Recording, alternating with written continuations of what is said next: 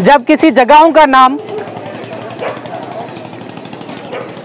जब किसी गांव का नाम बाबा साहेब के नाम पे रखा जाता है तो देश भर में अलग अलग जगह में a dominant caste, a savarna, upper caste men violence protest में आगे आ जाते हैं। आज हम इसके खिलाफ खड़े हैं। अगर आज मैं आपको याद दिला दूं, आंध्र प्रदेश ये वही स्टेट है जिसमें इस देश के काफ़ी ग्रूसम ब्रूटल एट्रोसिटीज़ दलितों के खिलाफ हुआ है। कारमचेडू से लेके जहाँ पे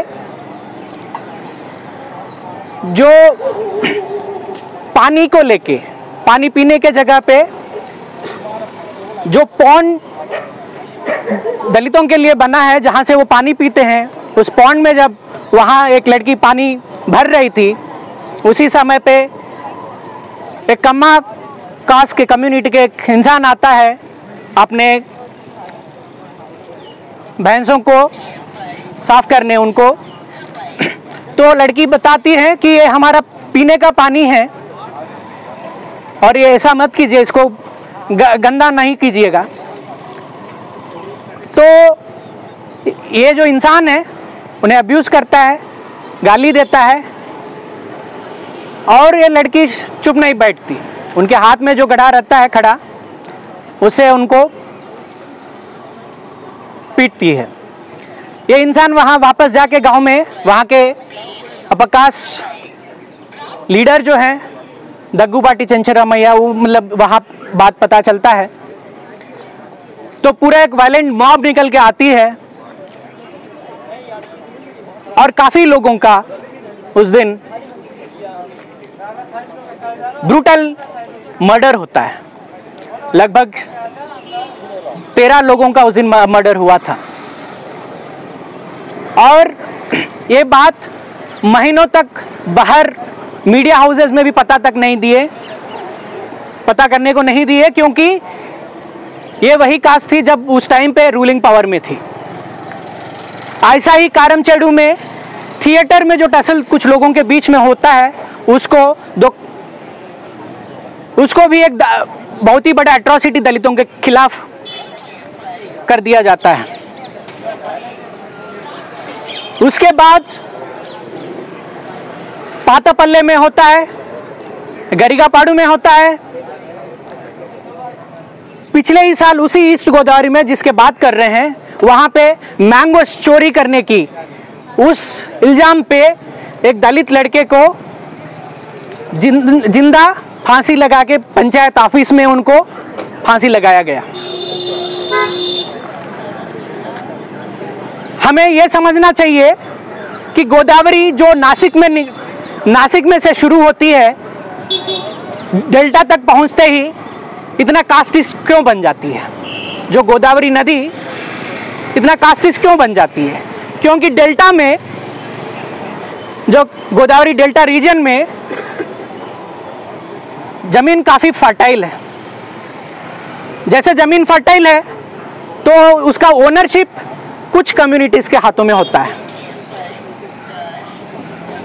और जिनके हाथों में जमीन है उनके हाथ में पावर भी है। क्या हुआ पिछले मैं भी ट्रैवल किया था उसी कोनासीमा डिस्ट्रिक्ट में एक्सटेंसिवली 2-3 महीने के लिए 2018 और 19 में ट्रैवल किया था।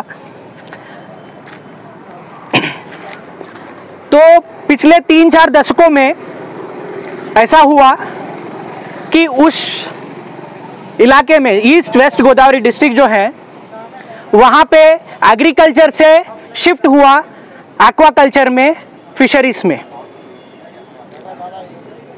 ये होने के कारण काफ़ी लोगों को काम करने की जरूरत ना रहा। जो दलितों के पास जमीन नहीं थी, इनको quote end quote reserved army of labour में शामिल होना पड़ा। तो पहले तो खेती होती थी जिसमें हर कुछ ना कुछ काम तो मिल ही जाता था। तो क्या हुआ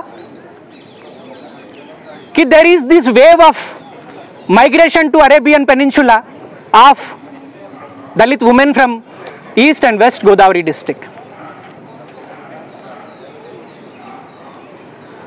इस वेव मतलब 3 दशकों से ये लगातार चल रहा है। आज के टाइम पे अगर government of India ministry of external affairs का डाटा देखा जाए तो इस देश के टॉप 25 सेंडिंग डिस्ट्रिक्ट जो हैं गल्फ को औरतों को जो भेजते हैं, east and west Godavari stands tall. तो ऐसे जगह पे बाहर जाने के कारण, काफी लोग बाहर जाने के कारण वहां वहां का जो वर्किंग कंडीशन है बहुत ही एक्सप्लॉयटेटिव है।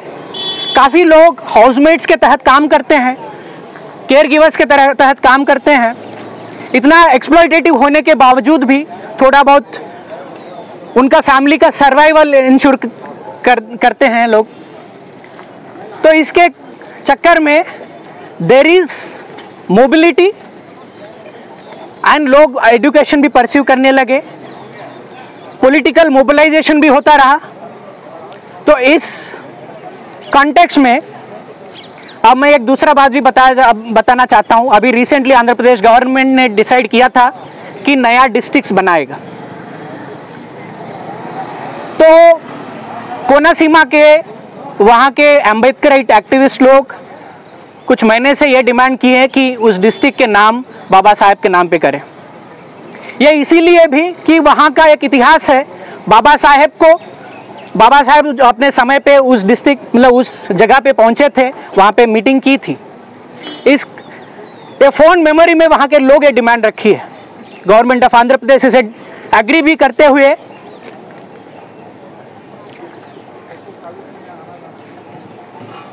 उस डिस्ट्रिक्ट का नाम, एक नया ऑर्डर निकाला, उस डिस्ट्रिक्ट का नाम डॉक्टर बी आर अम्बेडकर किया। डॉक्टर अम्बेडकर कोनासीमा डिस्ट्रिक्ट किया। तो इसके खिलाफ वहाँ के कापू कम्युनिटी हैं जो ऑलरेडी अर्स्टवाइल शूद्रा, जो एलिवेटेड शूद्रा कम्युनिटी है, और जहाँ से काफ़ी पॉलिटिकल लीडर्स भी आए हैं। और आज के टाइम पे वो जो मूवी स्टार टर्न पॉलिटिशियन पवन कल्याण जो कहते हैं कि दूसरे कड़पा डिस्ट्रिक्ट को क्यों नहीं नाम रखा। मतलब इतनी इंसेंसिटिविटी है कि उसी स्टेट में किसी डिस्ट्रिक्ट का नाम वाईएसआर के नाम पे करते हैं, किसी डिस्ट्रिक्ट का नाम एनटीआर के नाम पे करते हैं, किसी डिस्ट्रिक्ट का नाम ये जो रिलीजियस गुरु है पता नहीं वो क्या ही करते थे, मुंह से शिवलिंग निकालते थे, उनका नाम पुट्टापर्ती साईं बाबा अगर कोई जानते हैं तो उनके नाम पे भी एक डिस्ट्रिक्ट बन जाता है। तो इनको इतना गुस्सा क्यों आता है जब किसी शहरों का, किसी जगहों का नाम बाबा साहेब के नाम पे रखते हैं। आज बादशाह के तरफ से हम इसको कंडेम करते हैं।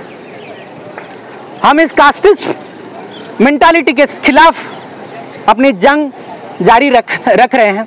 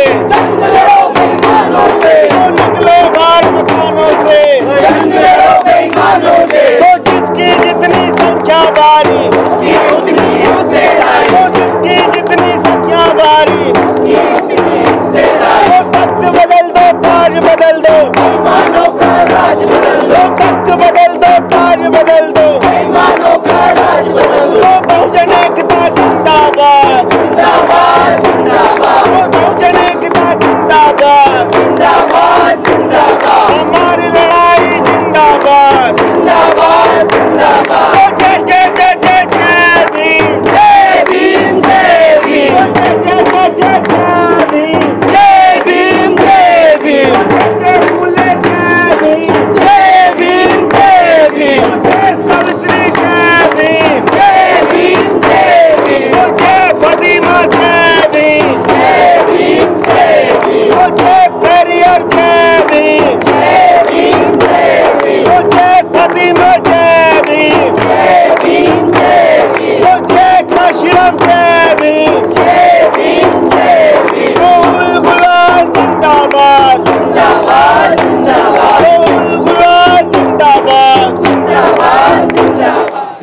ये इंसिडेंट कोना सीमा में हुआ है, ये एक जातिवादी व्यवस्था का रेजिस्टेंस देख सकते हैं कि एक काउंटर कल्चर है, ये ब्राह्मणिकल काउंटर रेवोल्यूशन है जो कि उसके अगेंस्ट में खड़ा करने की कोशिश की गई है, अम्बेडकराइट पॉलिटिक्स के अगेंस्ट में खड़ा करने की कोशिश की गई है।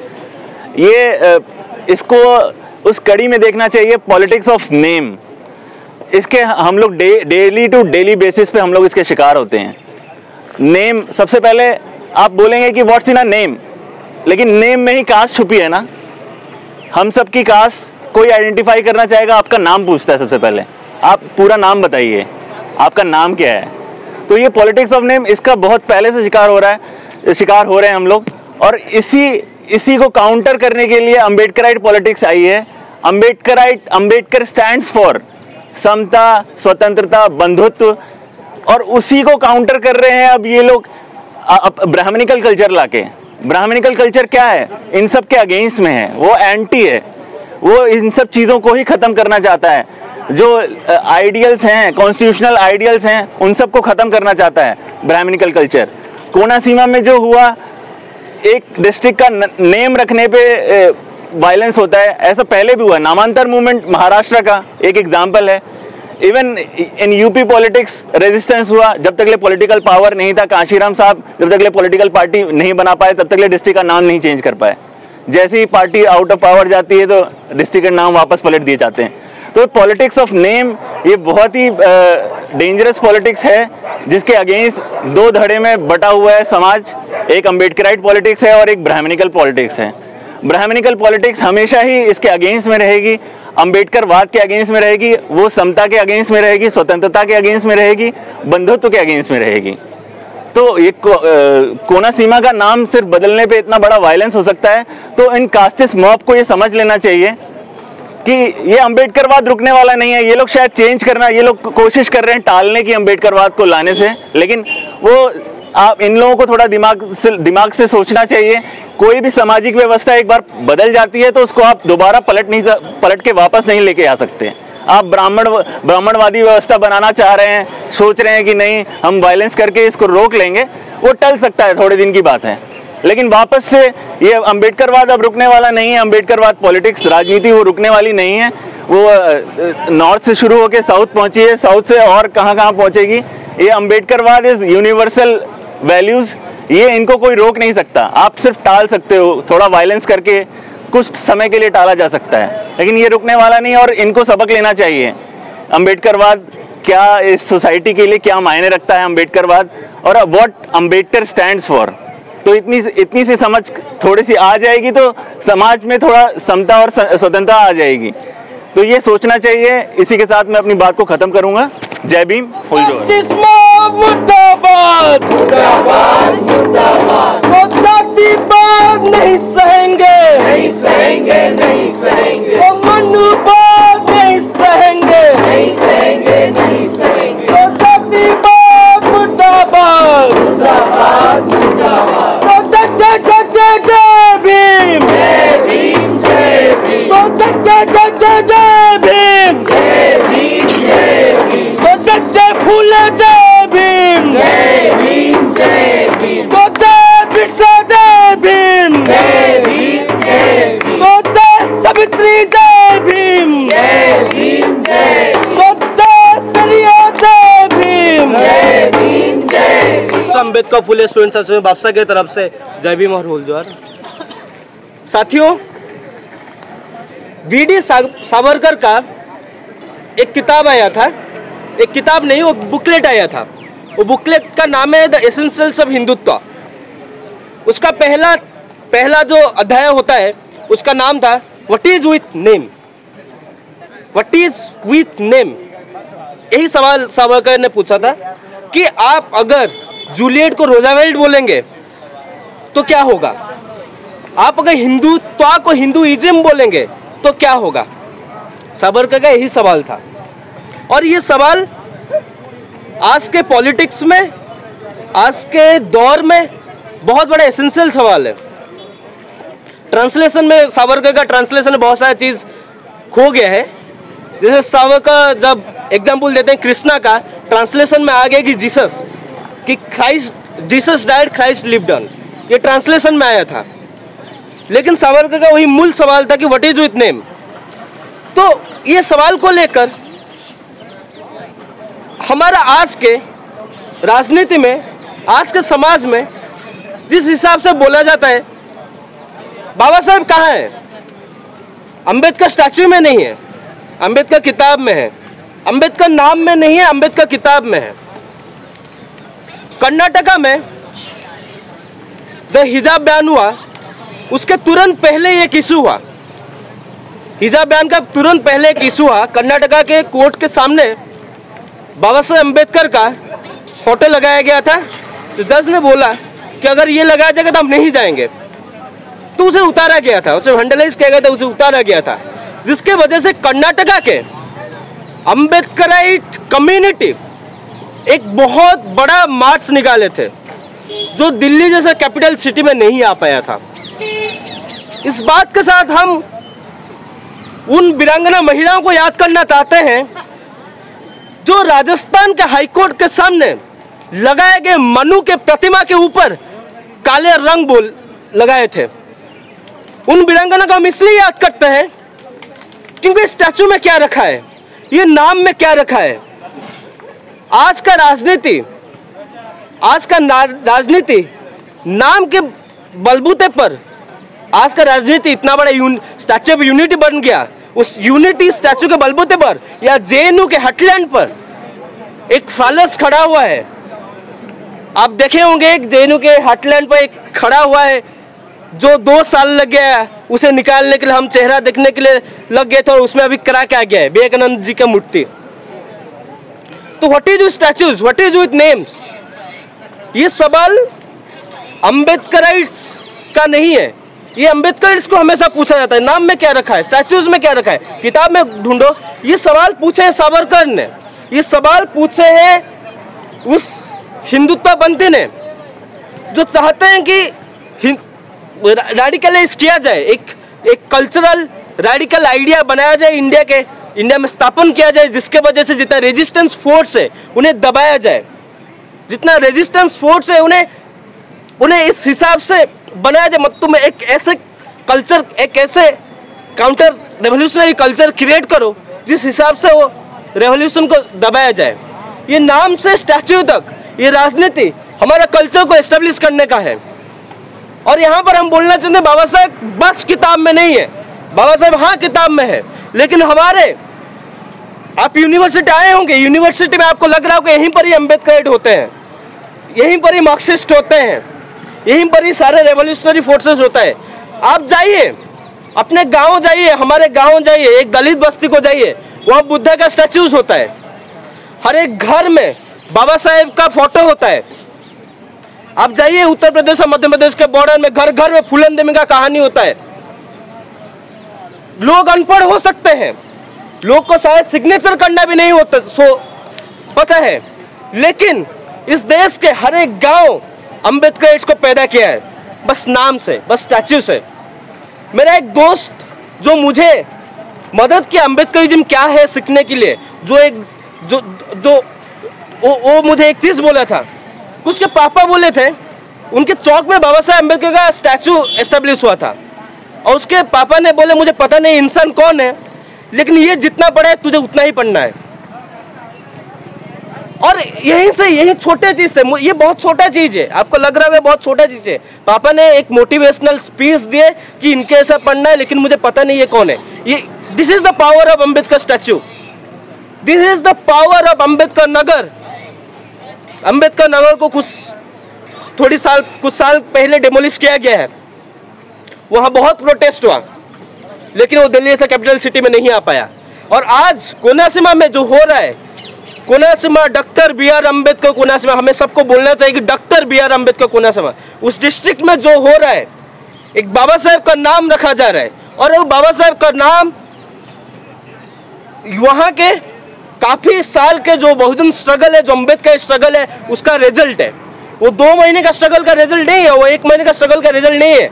वहां जितना हिस्ट्री ऑफ एट्रोसिटी रहा है और जितना हिस्ट्री ऑफ रेजिस्टेंस रहा है, जहां एट्रोसिटी होता है वहां रेजिस्टेंस है, जहां ब्राह्मणवाद होता है, जहां ब्राह्मणवाद सबसे ज्यादा रहता है वहाँ अंबेडकर बात फुट फुट के आता है।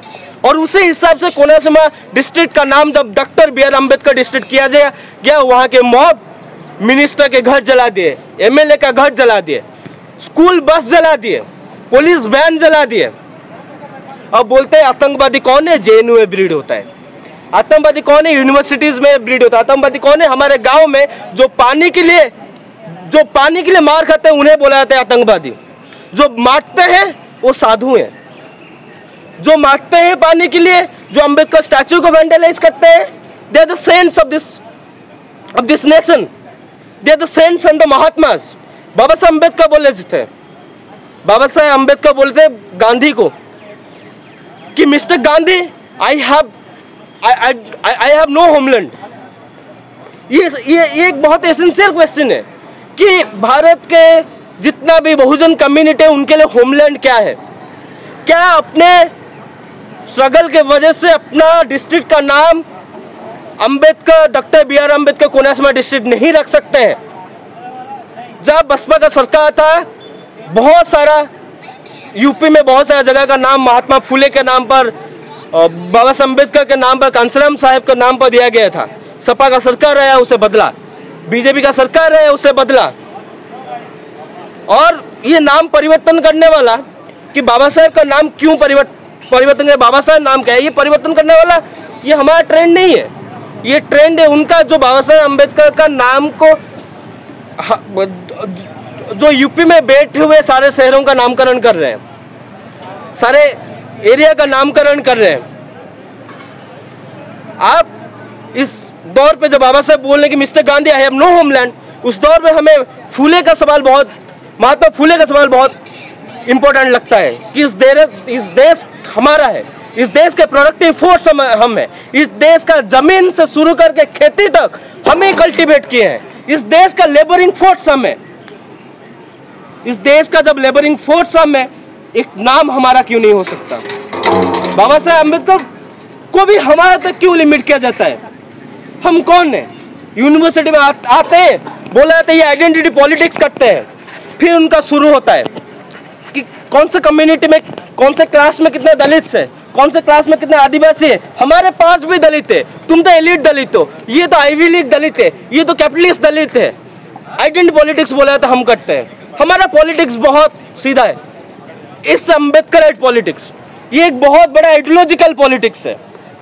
यहाँ आइडेंटिटी, बाबा साहब अम्बेडकर को आइडेंटिटी में हम लिमिट नहीं कर रहे हैं। बाबा साहब अम्बेडकर को आइडेंटिटी में लिमिट करे वही casteist feudal mobs and the students in the university, जो बोलते रहते हैं कि ये दलित का इशू यहाँ उठ रहा है, यहाँ बस दलित का नाम दिया जाए। एनटीआर सेकुलर, एनटीआर का नाम एक सेकुलरिस्ट नाम है, ये तो सबको रिप्रेजेंट कर सकता है, लेकिन बाबा साहब अम्बेडकर बस दलित को रिप्रेजेंट कर सकते हैं। एक यूनिवर्सल वैल्यू जो भारत देश में कभी था ही नहीं, इक्वालिटी, लिबर्टी और फ्रेटर्निटी, उस वैल्यू को बुद्धा से लेके भारत के संविधान तक पहुंचाने वाले जो इंसान, जो भारत के हर एक इंसान को एक universal value of liberty, equality, fraternity दिए, जो फ्रेंच रेवोल्यूशन के साथ वो वैल्यू को कंपेयर करते हैं, उस वैल्यू को सीखते हैं और एक यूनिवर्सल वैल्यू बनाते हैं और उन्हें आइडेंटिटी पर लिमिट किया जाता है।